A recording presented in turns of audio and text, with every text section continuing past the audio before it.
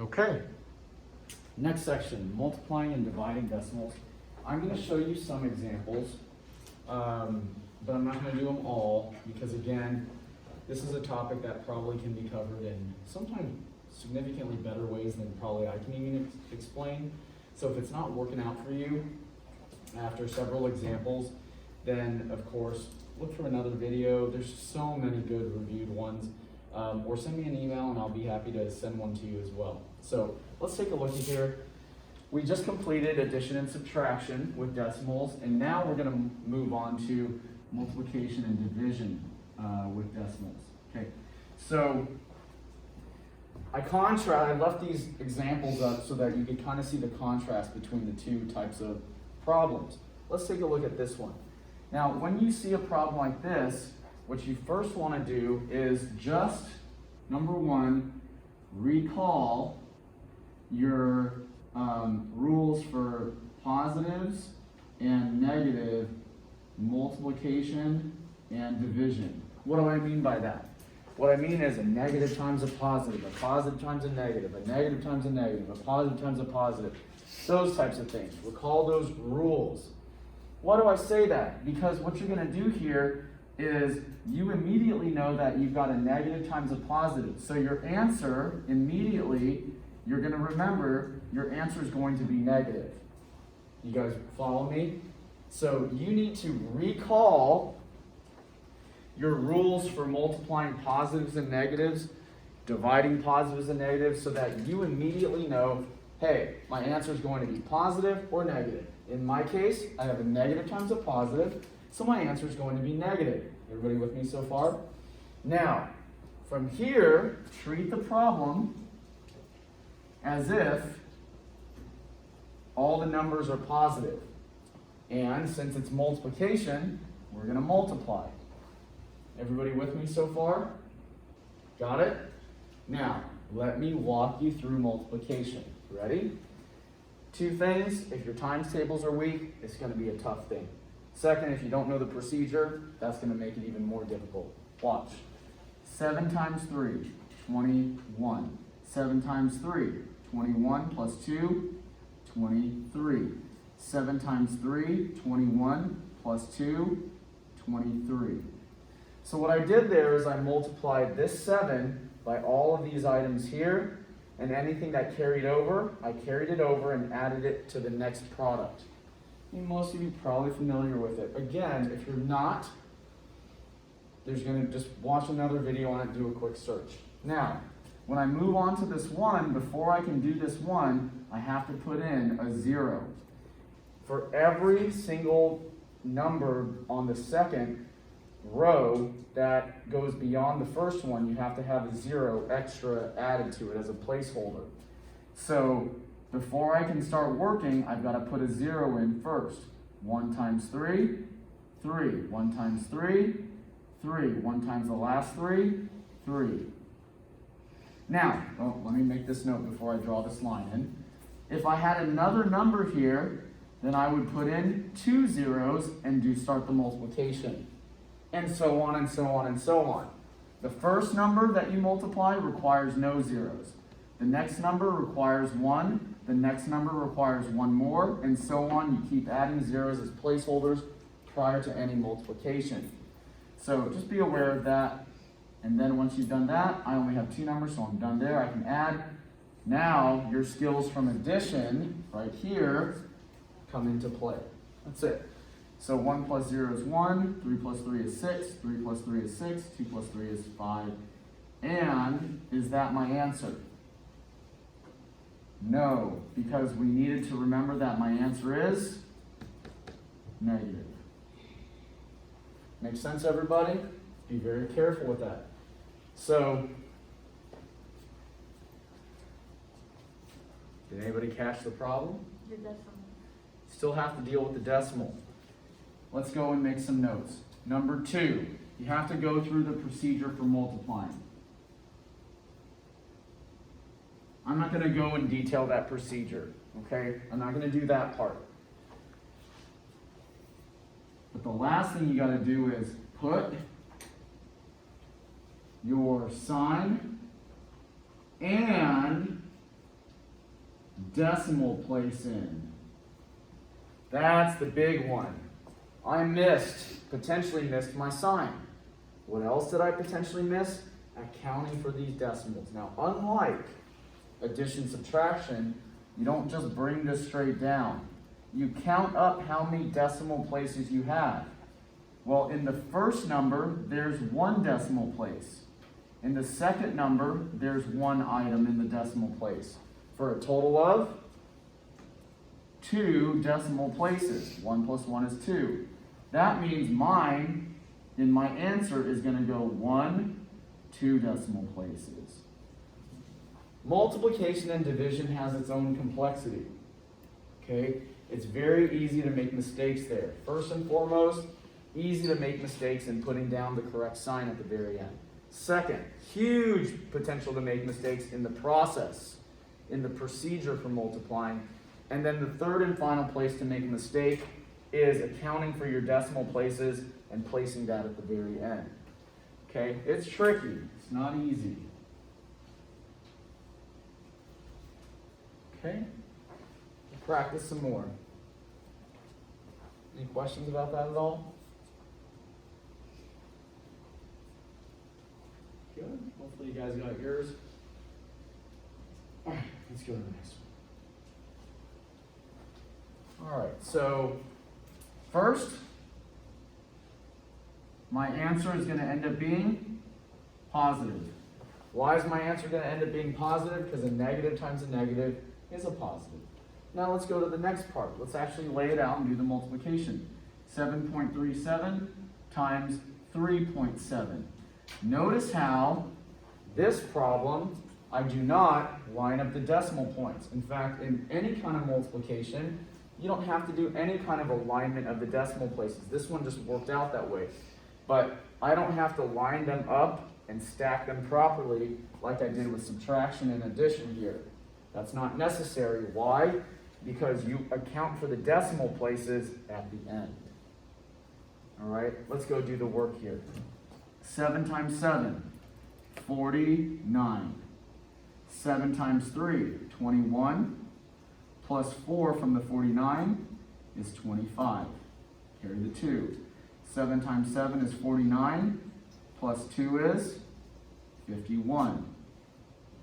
Now, I'm done with all of that. Let's move on to the 3. Before I can start multiplying, I've got to put in a 0. 3 times 7, that's not a very nice 0. Let me clean that up. 3 times 7 is 21. Not the greatest here. 3 times 3 is 9, plus 2 from the 21 is 11. Carry the 1 over. 3 times 7 is 21, plus the 1 from the 11 is 22. And then I go and add. 9, 6, 2, 7, 2. Now, my answer is positive. Good. And I need to account for 2 decimal places here, 1 decimal place here, for a total of 3 decimal places. 1, 2, 3. And there's my answer. Where do you get 3 decimals? Take a look here. How many decimal places are in the first number? 2, right? 1, 2 items to the right of the decimal. That's why there's a 2. This one only has 1 to the right of the decimal place. So there's, does that make sense? Let's look at this one. How many are in this number? 2. How many in this one? 2. How many in these 2? 3. 2. 2 here, 2 here, 2 here. 2, 2, 2. Here, 2, here, 1. Make sense? Okay. And as another example, how about this one? 4. Right? That one has 4 decimal places. Okay, just count up the total number of numbers to the right of the decimal. That's how you know. All right? Good. Good question. Okay. All right. So there's that. Keep on going.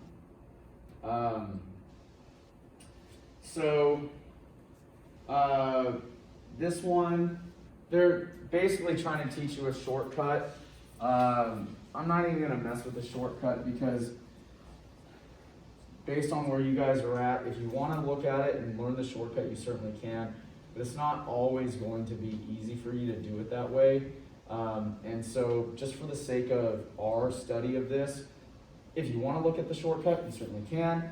But if you just treat it like any of our other problems, you're gonna be just fine. So I'm just gonna treat it like any other problem and just work the math like we normally would, okay? Now, I have a negative times a positive, which means my answer is gonna be negative. 0.84 times 0.02. Okay, so I got 0.84 times 0.02. Let's go do the multiplication. 2 times 4, 8. 2 times 8, 16. 2 times 0, 0 plus 1. Now, the deal is, and this is kind of related to what I'm about to say here, what they did was they essentially just turned all these into whole numbers. That's what the shortcut was. They turned them into whole numbers, and then they just said, hey, just remember that this has 2 decimal places, this has 2 decimal places, and move it over at the very end. Which is essentially what I'm about to do here. I don't need to go any further because these are all zeros, but what I do need to do is take into account that there are a total of 4 decimal places in that problem. So when I go and box my answer, 1, 2, 3, 4. Follow me? 1, 2, 3, 4. If you move your decimal place and there's nothing for it to go to, add a 0. And then, of course, remember your sign. There it is, done. Make sense? It's actually a super tricky problem. I'm not concerned about the shortcut. I'm more concerned that you understand how to finish that out. Okay?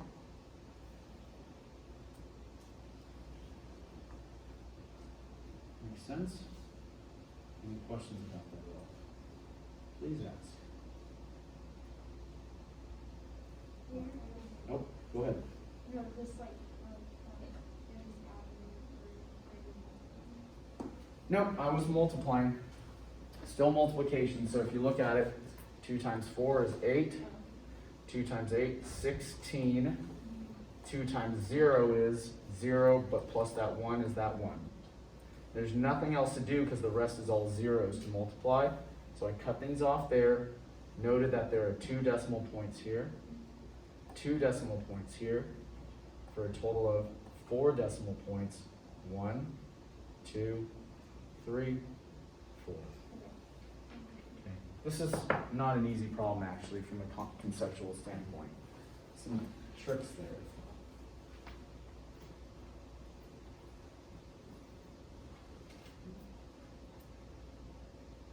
All right.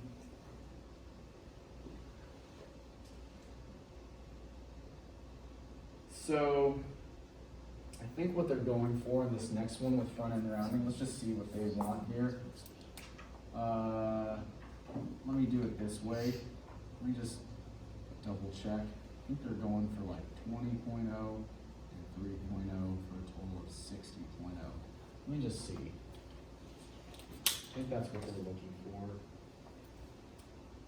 Yeah. All right, I'll tell you what they mean. So, first and foremost, let's look at this. So they use the phrase or the term front end rounding. So they want you to estimate the answer first, but they want you to estimate it using this front end rounding. Front end rounding means that what you're going to do is hone in on the number that's exactly in front. The 1 and the 2, whatever is directly all the way at the front. Make sense? And you're going to round to that one. So what do I mean by that? Well, that's a 9, so it's going to make it a 20. This is a 9 over here, so that's going to front end round it to a 3. Make sense, everybody? So you're not necessarily rounding to the tenths or the hundredths. You're rounding to whatever's directly in front. And so when I multiply those, 20 times 3 is 60. That's how I got 60. And then from there, afterwards, they want you to find the exact answer, so you would go and multiply that using this. I don't want to do it again. Like I said, if you're a little bit weak with your decimal multiplication, I don't blame you.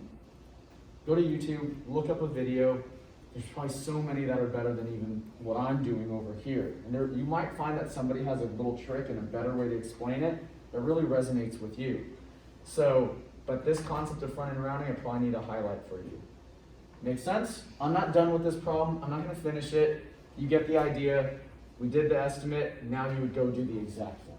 All right? Let's go to the next one.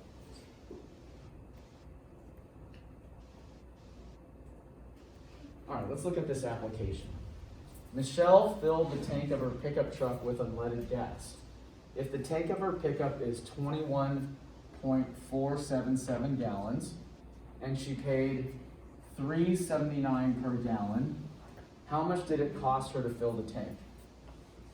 Well, what this is a giant multiplication problem that I don't really want to do. So 21.477, 3.779. This is a massive multiplication problem. Now, what I'm going to do is I'm going to roll through it really, really fast. Okay? I'm going to roll through it really fast, but ultimately, look, you could do this if you took your time. In fact, if you can do this problem, this kind of multiplication, probably have a good mastery of multiplication. I'm going to roll through it real quick. Take a look. This is probably the last major multiplication problem I'm going to do. 9 times 7, 63. Carry the 6. 9 times 7, another 63, but plus 6 is 69. 9 times 4 is 36, plus 6 is 42. 9 times 1 is 9, plus 4 is 13. 9 times 2 is 18, plus 1 is 19. There's the first line. We got 3 more to go. Going to the next one, first put down 0. Let's take care of this 7, shall we? I'm going to erase these so that it's not so confusing for you. 7 times 7, 49. Carry the 4. 7 times 7, 49 plus 4 is 53. Carry the 5. 7 times 4, 28 plus 5 is 33. Carry the 3. 7 times 1 is 7 plus 3 is 10. Carry the 1. 7 times 2 is 14 plus 1 is, I'm going to have to get rid of this stuff over here, 15. Okay, there's that one done.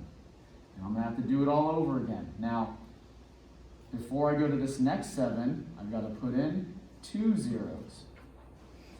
You guys with me so far? Now, if you're working smarter and not harder, you'll recognize that this 7 times all this would be the exact same thing as this 7 times all this. So I can actually duplicate this entire line. 9, 3, 3, 0, 5, 1. Why? Because this 7, which I just did, is going to be the same stuff as this 7, if I did it right. Now to the last one. 1, 2, 3 zeros before I start working. 3 times 7, 21. Carry the 2.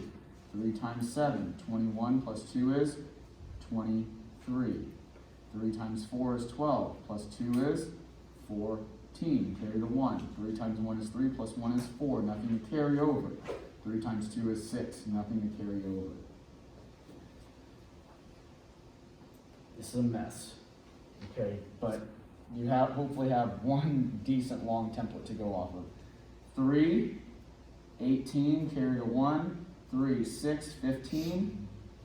4, 7, 10, 11. 10, 13, 16. 2, 7, 11. 2, 7, 11. 6, 7, 8. Now I added that really fast. If you took your time, you could get that too. Alright, now there are 3 decimal places here and 3 decimal places here for a total of 6 decimal places. Here we go. 1, 2, 3, 4, 5, 6. 6 decimal places. And that's my answer almost, but they want me to round to the nearest cent. So that's going to be $81.16. Shall I dare to type that in? Watch, it's wrong. Nice. Okay. Does that make sense? Okay. It's a hard problem. I mean, practically speaking, do you really need to know how to do this? Practically, not really. But hopefully, the only reason I really did this is to show you a very in-depth multiplication problem. Okay? All right, so there's that one. Okay. So this is multiplication as well. You would just multiply the two numbers. So you've got 127,100 times 0.07. It's multiplication, okay? I'm just gonna throw that out there. Just assume that we're doing multiplication, all right? I'm not gonna do that one, but you can. Number 7, Sean pays $38.87 per month for basic cable. The one-time installation fee was $72. How much did he pay for cable over 4 years? Okay. Let's look at this real quick. If you pay, just assume that this is you, okay? If you pay $38.87 per month, and you're gonna have this for 4 years, what are you gonna do with that? Times 12 times what? 4. 12 months a year, 4 years. Follow me? And then what else? But you paid also a one-time installation fee. So whatever that ends up being, you would have to add $72 to get your actual answer. Let's talk about that real quick. Imagine you are paying for cable. You pay $38.87 per month. So if you wanted to know how much you paid for 4 years, well, multiply that number by 12. So you know how much you paid for a year, times 4. 4 years. But that's not it. You also had a one-time install fee, so you gotta tack that on there. All right. Now, part B is if you changed plans. So if you didn't want to go with a cheaper plan, a basic plan, you would multiply this by 12 months a year, 4 years, same thing, but probably a much larger number, plus the $72, that tells you how much you paid for the bigger plan. This isn't really too tough of a problem. There's just a lot of multiplication. And honestly, once you get the hang of it, I wouldn't blame you if you pulled a calculator out to knock out these basic ones. Look, if you can do this one by hand, and you know in your heart you can do it by hand, I don't care if you use a calculator for this to help you get through this homework. Because doing all these by hand, just frankly, is just not practical. So, at least know, hey, if Andrew asked me to do this multiplication, I got that in the bag. If he gave me one problem to do like this, I could probably get it right. If you can do that, you'll be fine. This stuff right here is a lot easier to handle on a calculator, okay? So, I can't control whether you use a calculator or not when you're doing your homework. I just can only recommend that you work a little bit hard to learn the skill, okay? All right, so let me skip forward because most of these, that one was the last application. Let's go do some division and then we'll call it a day, okay? All right, so I'm gonna erase this one and let's go knock out some quick division and then we'll do that. And like I said, if you can do the basic skill, I don't really care if you use a calculator to get through things. You just want to make sure that you can do this if called upon. All right, let's look at this division. Same concept. First, decide what's the sign of my answer. A positive divided by a negative follows the same general rules as multiplication. A positive divided by a negative works the same way as a positive multiplied by a negative, which means your answer is going to be negative. Always decide the sign of your answer first. Note it and hold on to it.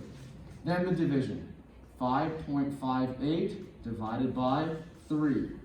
Just like multiplication, treat everything like it's positive and work it from there. Now, division, take a look here. You're going to preserve the decimal place. So division, unlike multiplication, you're just going to take wherever the decimal place is and put it right above it. And then go do the division. Now, I'm going to roll through this relatively fast. Again, if you struggle with long division, pull a video, and it's going to be a lot more valuable. Okay? 3 goes into 5 one time. So bring it down. 3 times 1 is 3. Subtract is 2. Bring down the next item. How many times does 3 go into 25? 8 times for 24. 3 times 8 is 24. Subtract them. Bring down the next item, 8. How many times does 3 go into 18? 6 times. Exactly 18, 0 remainder. Great. My answer is not 1.86, but negative 1.86. Okay? This is heavy because there's a lot going on here. Especially if you're weak at multiplication, you're weak at subtraction, weak at the process of long division. I don't blame you. It's not easy to do by hand, and frankly, a lot of you, it's been a long time since you've done this. So, again, pull a video. I'm sure there's ones that will take you all the way through this. Okay, let's do a few more. Okay, this next one. Do a few more and then we'll call it a day at that. Okay? So, negative 44.09 divided by negative 0.05. What's a negative divided by a negative? Same way that you would handle 2 negatives multiplied. It's going to be positive. Now, treat them like they're positive. 44.09 divided by 0.05. Now, watch very closely here. Ready? We're not going to tackle this problem as is. We're going to convert it. We're going to move this decimal place 2 over and 2 over. That's the trick for this one. Why do I do that? Because if I do that, it makes it a very easy, or not easy, but an easier division problem. Look at what happened there. If I can help it, I don't want to have to work with decimals on the outside number. Okay? So what I did there is I moved everything over proportionally. I moved this one by 2 to make it whole. So I moved this one by 2, and whatever happens from that happens. Follow me? Okay? So my decimal on this one is now here. I'll put it right up top. Okay, here we go. Fast division. 5 goes into 4, it doesn't. 5 goes into 44, 8 times. Subtract. Bring down the 0. 5 goes into 40, 8 times. Subtract. Bring down the 9. 5 goes into 9, 1 time. Subtract. Now I'm stuck a little bit, but what can I do? When you deal with decimals, you can bring down and add more zeros. 5 goes into 40, 8 times. This is a really tricky problem, especially if you're super rusty with your division and decimals. There it is. That's the answer. I'm going to do one more problem and we'll call it a day. I won't stress you guys out with division applications, okay? So I won't stick those on the quiz, okay? All right? But I'm going to do one more division problem to make sure you guys are in good shape. Okay? Hold on.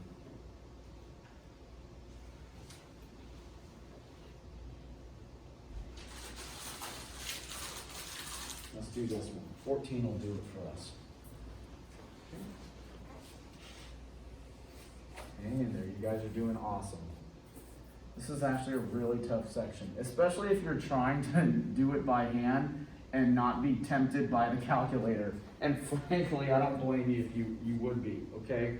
So let's do this one. Now, in order to do this one, you have to know that this is A divided by B, which is the same as A divided by B. You've got to set it up that way.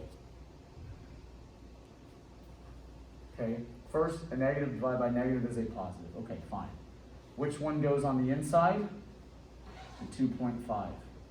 Outside, the 0.006. and then we're going to convert it. Why are we going to convert it? Because we don't want to deal with decimals on the outside. Almost there. Hang in there with me. 1, 2, 3. Why do I move it 3? Because that's what it takes to make it a whole number. See that? 2 on this previous one, 3 on our current one. What I do to the outside, I've got to do to the inside. 1, 2, 3. What does that turn that number into? 2, 5, 0, 0.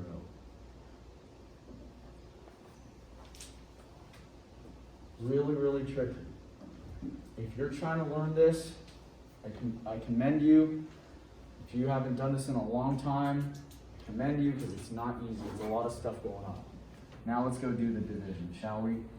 6 doesn't go into 2, but it does go into 25 4 times. 24. 25 minus 24 is 1. Bring down the 0. 6 goes into 10 1 time.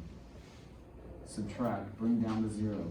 6 goes into 40 6 times.